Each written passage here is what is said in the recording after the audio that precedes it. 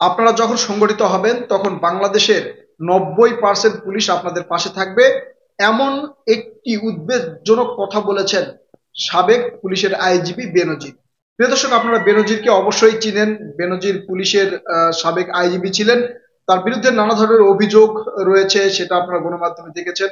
এবং সে কিন্তু আমেরিকার স্যাংশন প্রাপ্ত, অর্থাৎ আমেরিকায় যেতে পারবে না, তার পরিবারের কোনো সদস্য কিন্তু আমেরিকায় যেতে পারবে না, এমনটা কিন্তু জানা গিয়েছে বা এমনটাই হয়েছে। সে কিন্তু আমেরিকায় যেতে পারে নাই।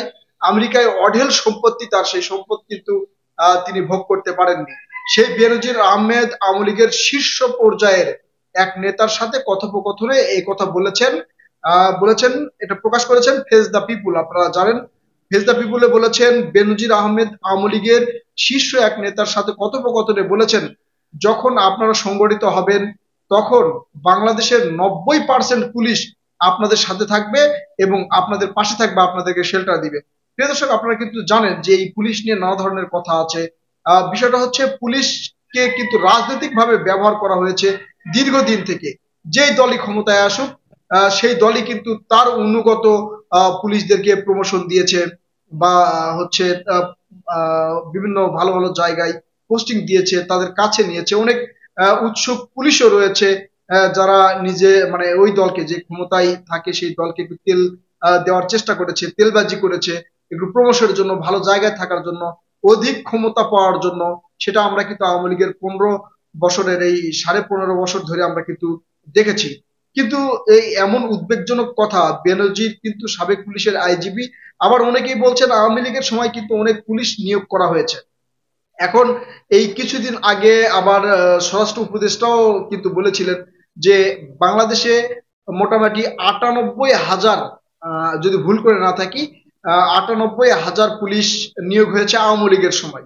বাংলাদেশের পুলিশের সংখ্যা কত? 2 লাখের কাছাকাছি মেবি, এরকম হবে।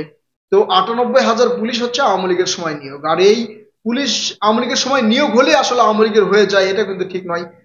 সেই পুলিশ নাকি যদি আওয়ামী লীগ সংগঠিত হয়, আওয়ামী লীগ যদি আবার সেই মিটিং মিছিল সমাবেশ করে, তাহলে কিন্তু তাদের সাথে এই 90% পুলিশ সংযুক্ত হবে।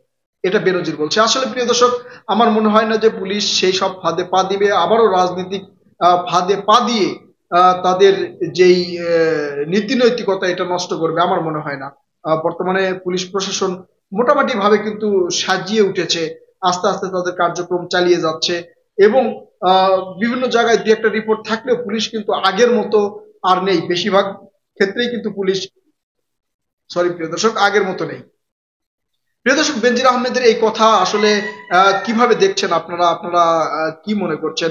আসলেই কি এমন ধরনের ঘটনা ঘটবে বা হচ্ছে ঘটাতে চাচ্ছে?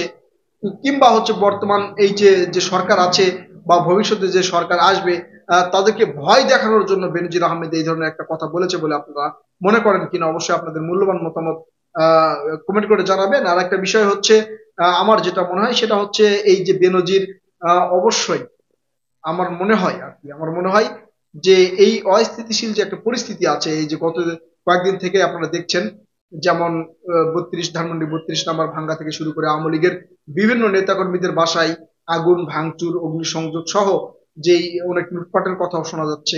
এই পরিস্থিতিতে বেনজির আহমেদ একটা উস্কানিমূলক কথা বললেন বলে কি মনে করেন কিনা? তবে সে কোনো সোশ্যাল মিডিয়ায় বা নিজের ফেসবুক পেজে কিন্তু নয়, আওয়ামী লীগ নেতাদের সাথে কথোপকথনে তিনি এই কথা বলেছেন। তবে আমার মনে হয় যে এটা সত্য কখনো হতে পারবে না। হয়তো আওয়ামী লীগদেরকে একটু সান্ত্বনা বাণী দিয়েছে, অথবা আওয়ামী লীগ নেতাদের একটু সান্ত্বনা দিয়েছে যে আপনারা মাঠে নামেন, সমস্যা নেই, বাংলাদেশের 98% পুলিশ আপনাদের পক্ষে থাকবে। তবে আমার মনে হয় না 98% পুলিশ তাদের পক্ষে থাকবে। প্রিয় দর্শক, আপনাদের কি মনে হয়? অবশ্যই আপনাদের মূল্যবান মতামত কমেন্ট করে জানাবেন। ধন্যবাদ।